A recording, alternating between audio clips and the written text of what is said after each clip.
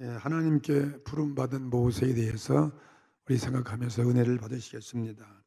오늘부터 이제 출애굽기로 넘어가는데 이 출애굽기는 이스라엘 역사인 동시에 이 모세오경을 쓴 이 모세의 전기라고 할 수 있습니다. 하나님은 그의 거룩하신 성의 섭리를 뜻을 행하심에 있어서 언제나 사람을 통해서 그 시대마다 사람을 통해서 역사하고 계십니다. 이스라엘을 애굽의 노예 생활에서 해방시키려 하실 때에도 물론 하나님이 하셨지만 그 일을 앞에서 하게 하시는 것은 모세를 택하셔서 그 일을 행하셨습니다. 그리고 우리 구약성의 이스라엘 선민 이스라엘의 그 역사가 보면은 하나님의 은혜의 역사예요. 은혜 역사이듯 모세의 일생도 어쩌면 하나님 은혜의 일생이다. 뭐 모세뿐이 아니라 우리들 각자가 우리 다 주님 믿는 백성 우리들은 뭐 돌이켜 보면은 우리 일생도 우리 신앙생의 일생도 다 하나님의 은혜의 일생이라고 할 수 있습니다. 이 모세는 모세의 성장, 모세의 교육, 모세의 수양과 훈련을 자세히 말해주는 곳이 있다면 그게 바로 오늘 출애굽기서였습니다. 지금으로부터 3,900여 년 전에 아브라함의 자손들이 아브라함의 후예들이죠. 70명이 아브라함, 이삭과 야곱의 후손들이 70명이 그 요셉을 통해서 애굽에 이주해서 살게 되었습니다. 그래서 점점 세월이 흘러가니까 증가하여 한 국민이 이루어졌는데 그 국민이 이스라엘 민족이었습니다. 당시의 애굽은 그 당시 세계의 가장 큰 나라, 큰 제국으로서 문명의 발달이 극에 달해 있었다 이렇게 볼 수 있습니다. 그래서 애굽의 제국은 그로 인해서 이 문명이 발달하고 그리고 물질적으로 물질의 문명이 더욱 발달하니까 인간은 뭐 옛날이나 지금이나 다 타락하게 되는 거예요. 그래서 타락으로 인해 가지고 이제 애굽의 제국도 물질 문명으로 발전한 이 애굽의 제국도 이제 번영이 무한히 있는 것이 아니라 번영의 한계가 왔고 그리고 점차적으로 그 나라가 사양길로 쇠퇴의 길로 가고 있었습니다. 이게 이 세상의 모습이었어요. 물질이 부가가 되면 우리가 타락하면 우리를 번영해서 이제 한계가 다가오고 점점 이게 내리막길로 내려가는 이러한 뭐 개인이든 사회이든 국가든 그 모습을 보여주고 있습니다. 그런데 오늘 여기 나오는 이스라엘 민족은 종살이로 들어갔지만 종살이로 살고 있었지만은 이스라엘은 점점 인구가 하나님이 그들과 함께 하시기 때문에 점점 인구가 증가하는 것입니다. 인구가 늘어나고 그다음에 그들이 영적인 그 영성도 점점 왕성해지고 생기가 돋아나는 그런 모습을 보여주고 있습니다. 오늘 우리의 삶도 우리가 물질이 융성한 반면에 우리 영성도 함께 발전하고 함께 생기 있는 삶을 살아야 온전한 삶이죠. 출애굽기 1장 7절 말씀 보니까 이스라엘 자손은 생육이 중다하고 생육이 중다 나라가 세워지려면은 인구가 많아지는 거 중다하고 그다음에 번식하고 창성하고 그다음에 심히 강대하여 온 땅에 가득하게 되었더라. 아브라함에게 약속된 그 모든 말씀이 그대로 몇십 년 만에 몇백 년 만에 몇백만이죠. 몇 700년이 지난 그러한 그 후에 이렇게 하나님은 그 약속을 이루어가는 것을 볼 수가 있습니다. 애굽 사람들이 이스라엘 민족으로 인해서 공포의 대상이 되었습니다. 애굽 사람은 점점 육체가 약해지고 인구의 번식이 점점 적어지잖아요. 나라가 이렇게 물질이 풍부해지고 부강해지면 그 다음에 이 사람은 자녀들을 안 낳습니다. 그 옛날에 지금이나 인구는 줄고 그래서 이스라엘은 점점점 노예지만은 이스라엘이 자꾸 정대해지니까 애굽 사람이 위축을 느끼는 거예요. 그러니까 애굽 사람들이 계획적으로 이스라엘 백성들을 학대하고 고통을 가하게 되었다. 그런데 이스라엘 백성은 학대를 가하면 가할수록 더욱 애굽 사람들은 상성을 가져왔다. 하나님이 하시는 것이었습니다. 하나님이 함께 하시면 누가 대할 수가 없는 거예요. 망하게 할 수가 없습니다. 이 타락한 문명, 게으른 애굽의 그 문명에 이스라엘 백성은 노예 생활이지만 물들지 않고 히브리 여인들은 정신적으로나 육체적으로 애굽 여인들보다도 더 월등히 우수한 건강과 우수한 체질을 가지고 있었다. 이렇게 성경이 말하고 있습니다. 그래서 애굽 사람들의 그 산파들을 보내 가지고 히브리 여인이 그 아기를 낳을 때 조산을 할 때 남자아이면 죽이라는 것입니다. 죽이고 그 다음에는 여자아이면 살려주라, 그런 정책을 썼지만 산파들까지도 이 바로의 명령을 어기고 남자아이들을 살렸다고 이렇게 성경에 소개하고 있습니다. 그래서 바로가 산파들을 불러가지고 그 책임을 추궁하면 그 산파들이 하는 얘기가 뭐냐면 출애기 3장 19절 보니까 산파가 바로에게 대답하기를 히브리 여인은 애굽 여인보다도 더 튼튼하다, 같지 아니하고 건강해서 산파가 그들에게 이르기 전에 벌써 해산을 다 했다 이것입니다. 그래 아무리 그런 인구 말살책을 썼지만 산파가 도착하기 전에 애굽 히브리 여인들은 얼마나 건강한지 이 산파가 오기 전에 다 애기를 다 버렸어요. 그러니까 죽일 수가 없잖아요. 그러니까 이것은 하나님이 이 산파들까지도 함께했더라 이렇게 말씀하셨습니다. 그리고 그 다음에 더욱 백성이 번성하고 심히 이스라엘 백성들은 강대에 갔다는 것입니다. 그러니 마지막 이제는 이 인구 말살책으로서 바로 왕 보내면은 22절에 그러므로 바로가 모든 신민에게 명해가지고 하루되 남자가 이미 히브리 여인이 남자를 낳았다 할지라도 생명 있지만 그 낳은 생명도 아예 그냥 강가에다 버려라, 강제로 죽이는 말이죠. 이렇게 명해가지고 남자거든 다 그를 하수해 버리고 여자 아이면은 그걸 살려라, 이런 정책을 하게 되었습니다.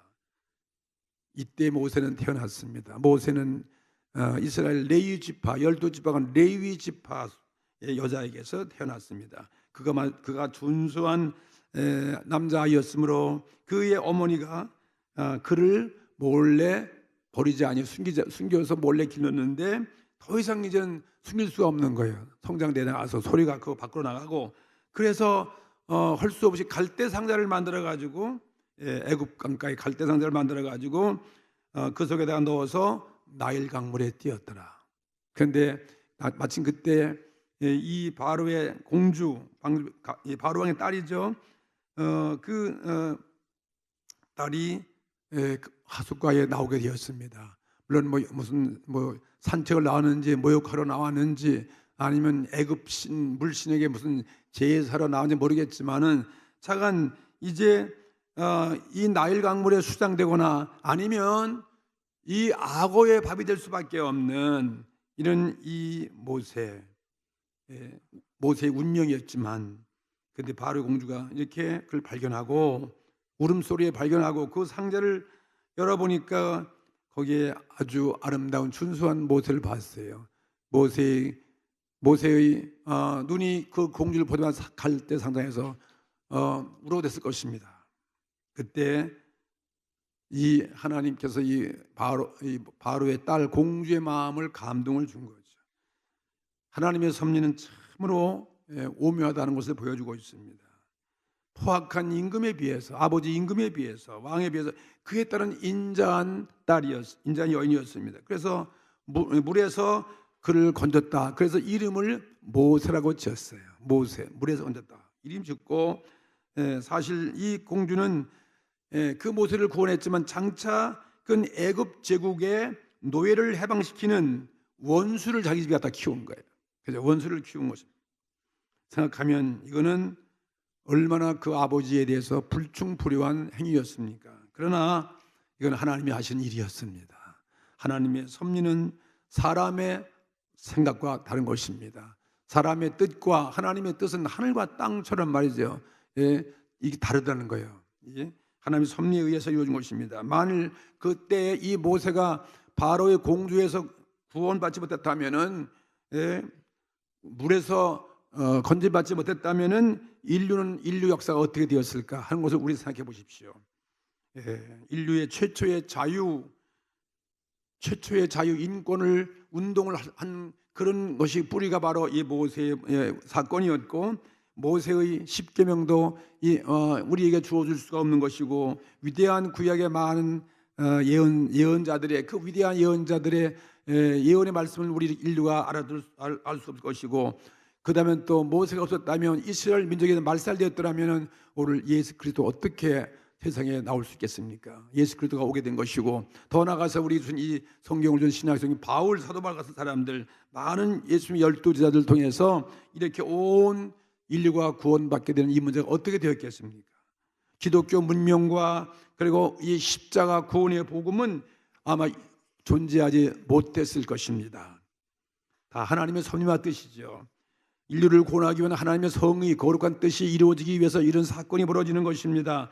모세는 바로 이 바로의 딸 공주 아래 밑에서 애굽 제국의 왕자가 되었어요. 왕자가 돼가지고 그가 받을 수 있는 최선 최량의 교육을 받게 되었습니다.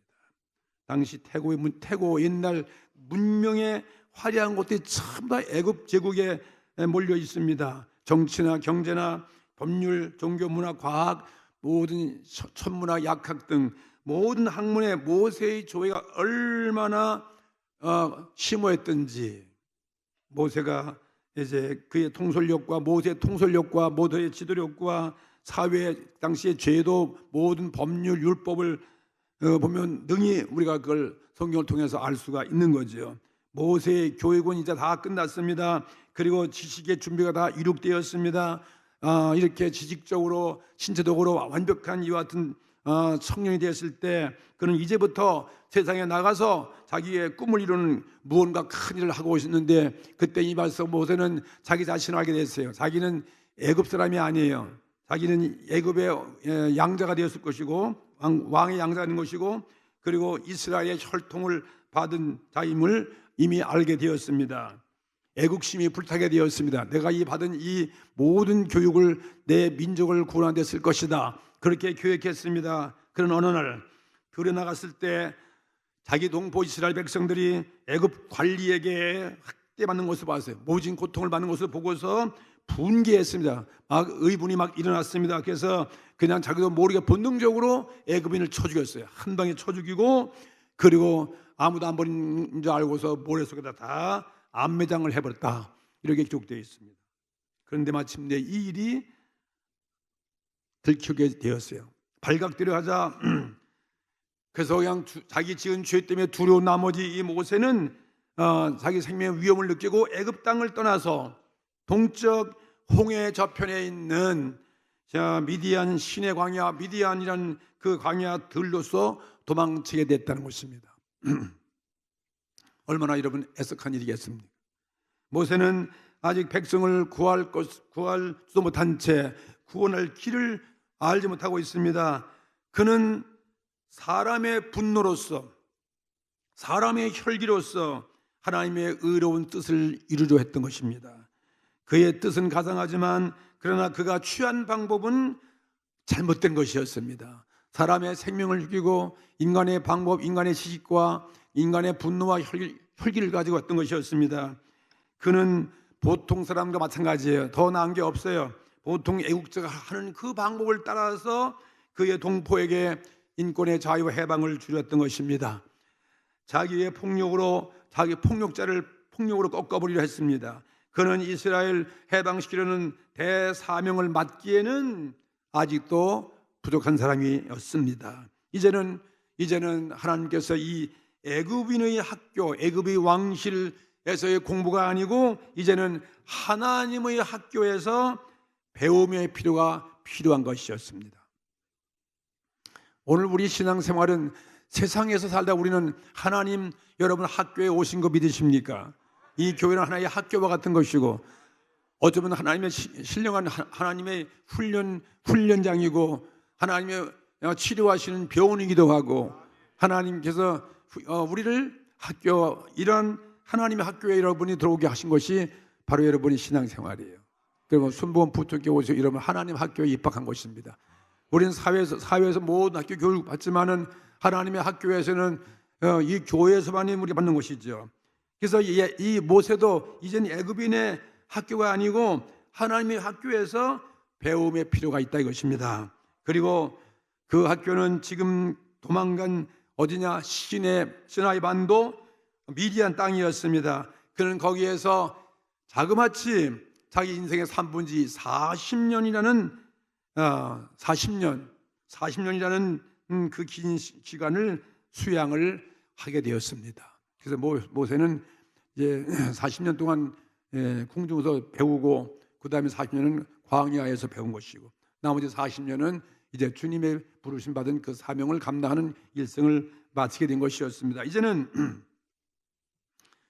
세상의 교사나 세상의 학문으로서 공부하지 않습니다. 이제는 이 위대한 광야에서 모세는 이제 노동을 합니다. 순일입니다. 일을 하고 그 다음에 거기서 고독과 적막을 느끼고 거기는 산과 들을 바라보면서 또 양떼를 치면서 거기서 하나님께 대해서 공부하는 것입니다. 하나님을 만나는 것입니다. 하나님을 거기서 의지하는 것입니다. 광야는 진짜 하나님의 교육받기 가장 좋은 곳이에요. 광야는 참으로 의지할 곳이 하나도 없어요. 세상에 명예 지식도 필요 없는 곳이고 광야에서는 또 돈도 필요 없는 곳이고 명예도 필요 없는 곳이고 거기는 하나님이 없으면 잠시도 살 수 없는 곳입니다. 그렇기 때문에 광야는 위대한 하나님의 일꾼 성인을 키우는 위대한 훈련장이고 위대한 곳이 바로 광야라고 그렇게 말하고 있어요. 하나님은 이스라엘 백성들을 광야에서 키웠습니다. 하나님은 광야에서 예수님을 일생을 거기에서 훈련시키고 거기서 기도하게 하셨습니다. 광야에서 많은 예언자들 키웠고 아브라함도 그렇고 예언자들과 모든 위대한 신앙의 위인들은 전부 다 광야 출신이었습니다. 다시 말하면 하나님 학교의 출신이다 이 말씀인 것입니다. 그의 혈기 같은 그 모든 과거의 자기 생활은 광야에서 필요 없는 것이고 오직 그가 광야에서 의뢰할 일은 뭐냐면 오직 하나님밖에 없어요. 하나님의 의지하는 성령께 의지해야 되고 하나님의 도움이 없으면 살 수 없는 것이니까 하나님만 생각하는 것입니다. 세상 건 다 던져버리는 것입니다. 40년에 걸친 이 황야에서 하나님과 접촉해 가지고 노하기 쉽고 교만하고 분노하기 쉬우니 모세는 그 광야에서 40년 동안 깨어져서 아주 온유한 사람으로 바뀌었다. 그렇게 성경은 말하고 있습니다. 민수기 12장 13절 말씀 보면은 3절 말씀 보면은 이 사람 모세는 그랬어. 이 사람 모세는 온유함이 지면의 모든 사람보다도 승하도다. 모세를 능가할 지구에 어떤 온유한 사람이 없다는 거예요. 겸손한 사람은 모세 위에 없다는 것입니다. 이는 하나님 학교를 마친 후에 모세의 모습을 이렇게 오늘 성경이 말하고 있습니다. 오늘 읽은 이 본문 이야기는 모세가 하나님께 부름받는 모습, 모세가 자기 백성을 해방시키는 그 대사명을 받게 되는 그 내용, 그 이야기를 소개하고 있는 것입니다. 어떤 사람을 오늘 하나님 불러서 위대한 사명을 맡기시냐면은 첫째로 하나님은 겸손과 온유한 자를 택해서 사용하신다는 걸 보여주는 거죠. 모세의 경우가 그런 경우였습니다. 미디안 광야로 모세를 내보낸 것은 하나님 앞에 훈련을 통하여 겸손하고 온유한 자가 되게 하기 위해서 훈련을 공부시킨 것입니다. 본문의 사건 속에서 모세의 겸손을 우리는 볼 수 있습니다. 모세가 하루는 미디안 땅에서 양을 치고 있는데 그 광야 깊숙이 들어갔을 때 여호와의 사자가 떨기나무 불꽃 가운데 나타나서 보여주었습니다. 여호와의 자신이 이렇게 사자의 모습으로 떨기나무 불꽃 가운데 임재하셨어요. 그러니까 하나의 형태로서 나타나신 여호와를 볼 수 있는 거죠. 떨기나무에 불이 붙었는데 이 나무가 타지 않습니다. 광야에 가면은 물론 좋은 나무가 붙지 않겠지만 큰 나무도 많이 있지만 이 떨기나무는 별로 키도 크지 않고 숲을 마는 것이고 이건 쓸모없는 한 자풀에 불과한 그런 나무에 불이 활활 타는데 이게 쉽게 타지 않는 것입니다. 그런 뱃속 마른 광야에 얼마나 그거 쉽게 타서 재료 없어지고 사라질 그런 나무인데 이 나무가 타지 않는 거예요. 이게 정말 너무나 신기한 일이었습니다. 그리고 하나님의 음성이 그 똘기나무 속에서 들려왔습니다. 오늘의 말씀 그대로 이리로 가까이 하지 말아라. 가까이 오니까 모세 이리로 가까이 하지 말아라.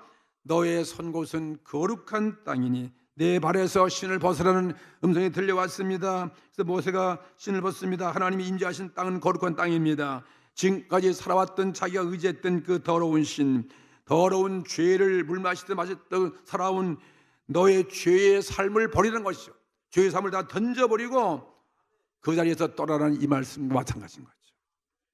그 당시 어떤 때냐면은 이 이스라엘 백성들은 이제 점점 더 애굽 사람의 고통이 하늘에 달아가지고 점점 극에 달하고 백성의 부르짖는 소리가 하늘 위에 다 들려오게 되어 하나님께서 사무치고 그 다음엔 이스라엘 백성을 더 무섭게 애굽 사람은 학대하고 이렇게 안과 밖으로서 하나님의 구원이 필요할 때가 되었거든요. 그래서 하나님은 그 백성을 구원하시기 위해서 땅에 내려왔다 말씀. 사람을 찾고 백성을 구원하기 위해서 내가 내려왔다는 것입니다. 사람을 찾고 있는 것입니다. 이와 같은 때 모세가 하나님께 부름받게 됐습니다. 할렐루야.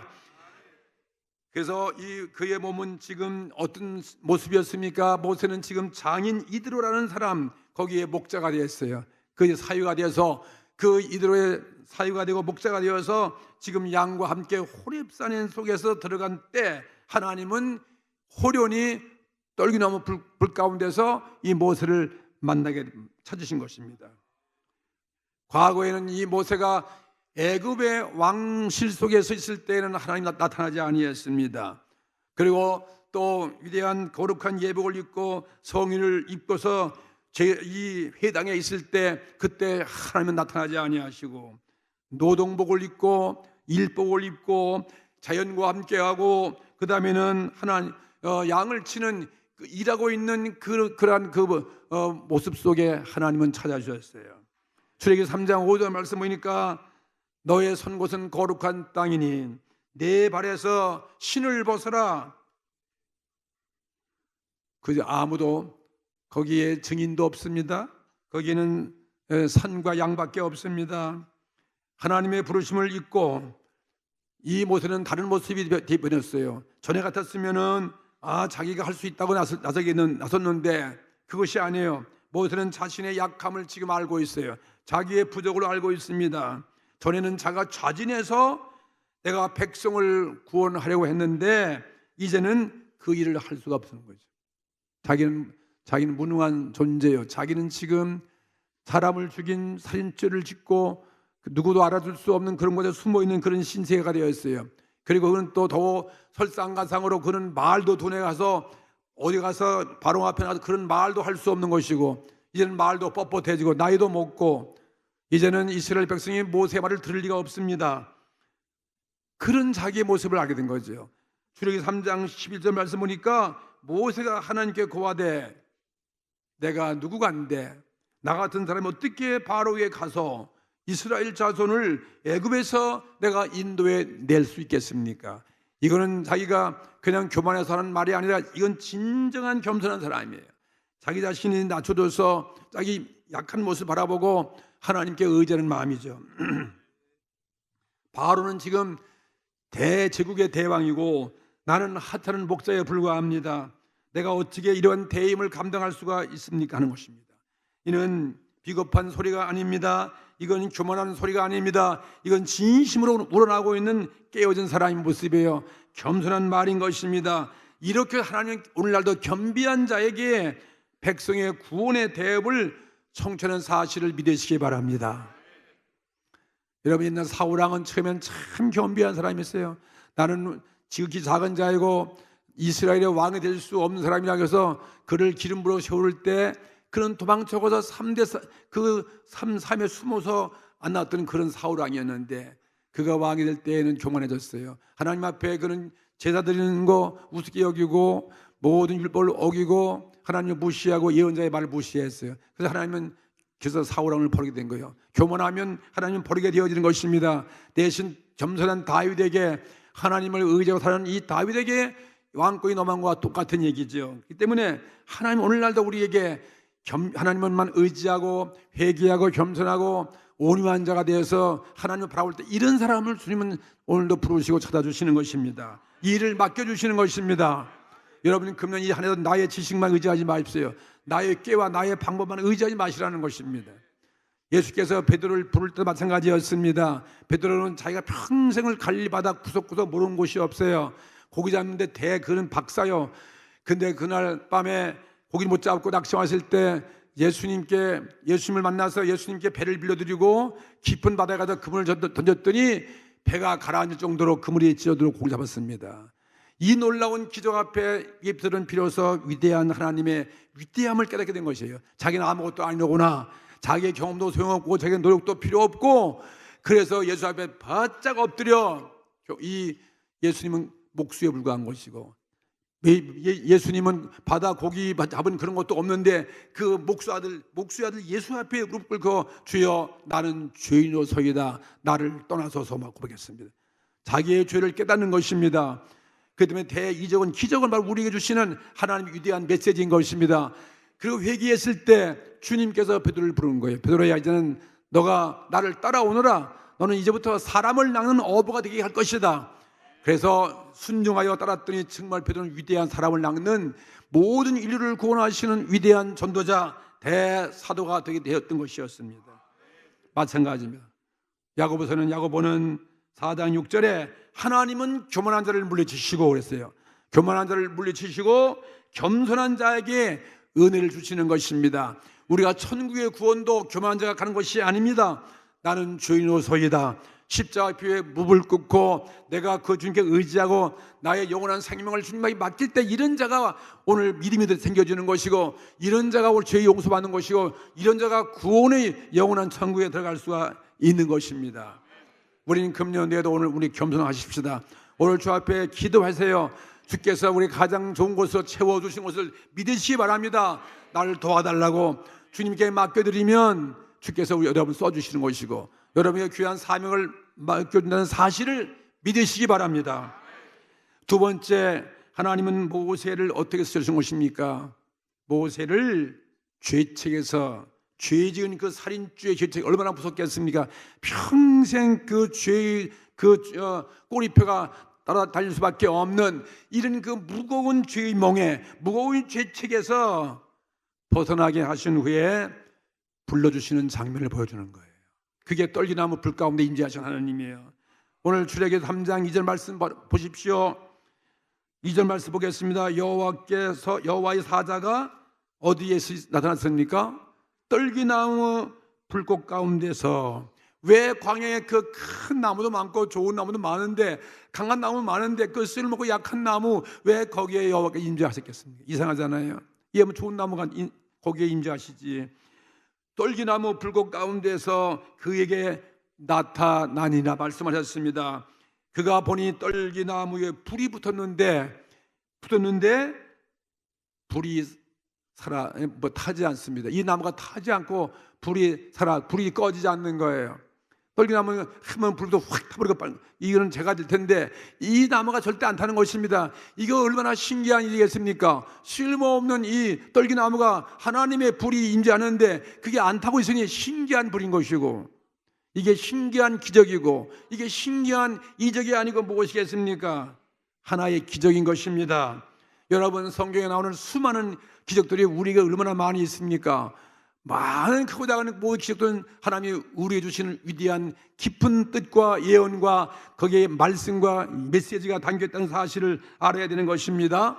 성서에 나타난 기적은 모두 다 무의미한 것이 아니에요. 하나도 없어요. 반드시 무언가 우리에게 중요한 진리를 가르치기 위해서 행해지는 하나님의 방법이라는 사실을 여러분이 아셔야 되는 것입니다. 기적은 하나님의 말씀인 것입니다. 기적은 하나의 메시지인 것입니다. 이거는 기적은 사실로서 현재 눈으로 보도록 전해지는 진리로, 이건 평생 잊을 수 없는 것이 바로 기적이에요. 그렇잖아요. 우리가 글씨로 보고 눈으로 이렇게 귀로 들으면 이거 잊을 수 있지만은 내가 눈으로 본 것은 이건 잊을 수 없는 거죠. 이건 하나님의 정말 살아있는 영원한 메시지가 될 수 있다 이것입니다. 모세에게 보여준 떨기나무 불도 그러한 하나님의 말씀이라는 사실을 믿게 되기를 바랍니다. 하나님은 죄를 심판하시는 무서운 하나님으로 우리는 다 알고 있습니다. 그렇게 생각하지만 떨기나무가 불이 붙었으나 타지 않는 것을 보여주는 것은 무슨 깊은 교훈이 있다는 말씀인 것입니까? 하나님은 심판하시는 분이 아님을 우리에게 보여주는 것입니다. 물론 죄를 심판하지만 하나님은 무조건 죄를 위해 무조건 다 불태워서 심판하신 분이 아니다. 하나님은 물론 죄를 심판하시는 하나님이세요.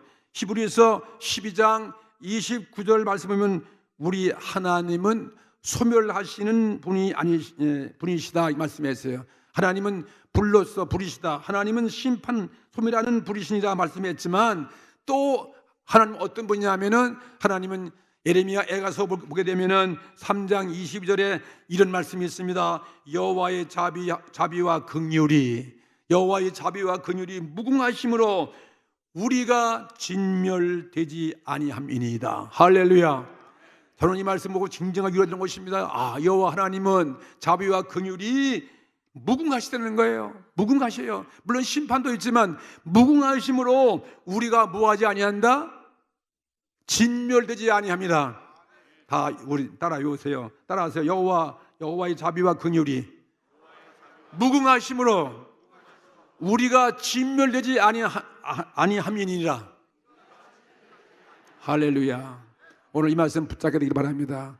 우린 다 죄인이었습니다. 우린 다 떨기나무에 불과한 것이었습니다. 아무 쓸모없는 우리였습니다.